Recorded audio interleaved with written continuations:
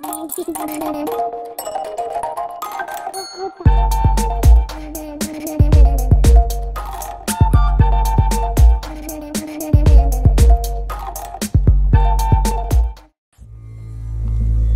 নামদার, হুমায়ুন আহমেদ। পূর্ব কথা।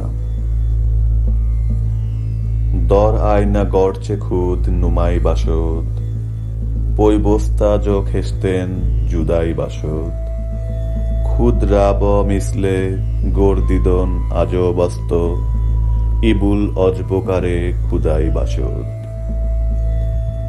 যদিও দর্পণে আপন চেহারা দেখা যায়, কিন্তু তা পৃথক থাকে। নিজে নিজেকে অন্যরূপে দেখা আশ্চর্যের ব্যাপার। এ হলো আল্লাহর অলৌকিক কাজ। হিন্দুস্তানের অধীশ্বর দিল্লির সম্রাট শের শাহকে পাঠানো রাজ্যহারা হুমায়ুনের কবিতা। উৎসর্গ: নিনীত হুমায়ুন। আমার কেবলই মনে হচ্ছে পুত্র নিনীত পিতার কোনো স্মৃতি না নিয়েই বড় হবে। সে যেন আমাকে মনে রাখে, এই জন্য নানান কর্মকাণ্ড করছি। আমি ছবি তুলতে পছন্দ করি না। এখন সুযোগ পেলেই নিনীতকে কোলে নিয়ে ছবি তুলি।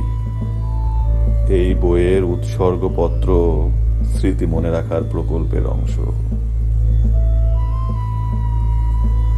রাজ্য হলো এমন এক রূপবতী তরুণী, যার ঠোঁটে চুমু খেতে হলে সুতীক্ষ্ণ তরবারির প্রয়োজন হয়।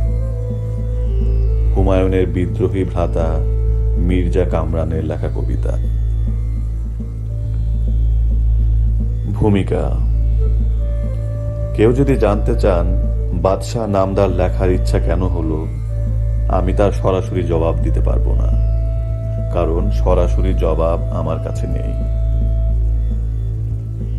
শৈশবে আমাদের পাঠ্য তালিকায় চিতোর রানীর দিল্লির সম্রাট হুমায়ুনকে রাখি পাঠানো বিষয়ক একটা কবিতা ছিল।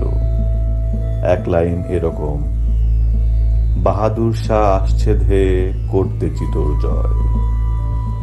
এই কবিতা শিশু মনে প্রবল ছাপ ফেলে বলেই শেষ বয়সে সম্রাট হুমায়ুনকে নিয়ে উপন্যাস লিখতে বসবো, এরকম মনে করার কোনো কারণ নেই।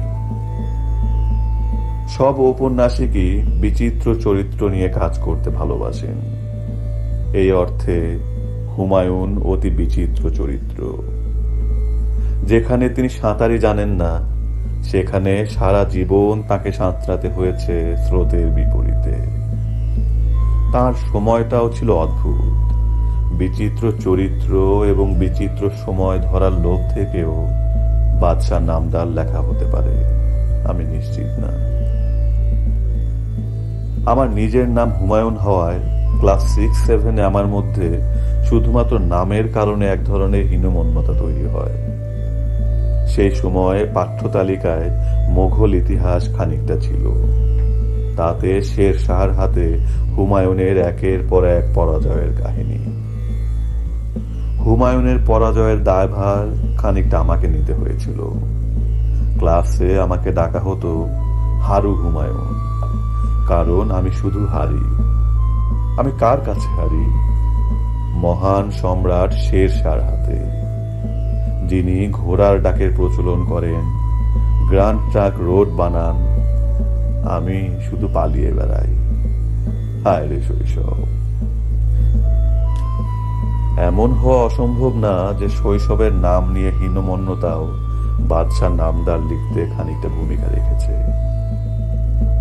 আচ্ছা, ঠিক আছে, বাদশাহ নামদার লেখার কারণ জানা গেল না, তাতে জগতের কোনো ক্ষতি হবে না।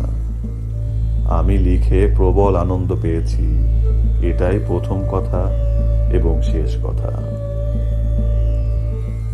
সম্রাট হুমায়ুন বহু বর্ণের মানুষ। তাঁর চরিত্র ফুটিয়ে তুলতে আলাদা রং ব্যবহার করতে হয়নি, আলাদা গল্প তৈরি করতে হয়নি। নাটকীয় সব ঘটনায় তাঁর জীবন পূর্ণ। উপন্যাসটি লেখার সময় প্রচুর বইপত্র বাধ্য হয়ে পড়তে হয়েছে। একটি নির্ঘণ্ট দিয়ে নিজেকে গবেষক লেখক প্রমাণ করার কারণ দেখছি না বলেই নির্ঘণ্ট যুক্ত করা হলো না। বাদশাহ নামদারের বিচিত্র ভুবনে সবাইকে স্বাগতম। হুমায়ুন আহমেদ, দক্ষিণ হাওয়া, ধানমন্ডি।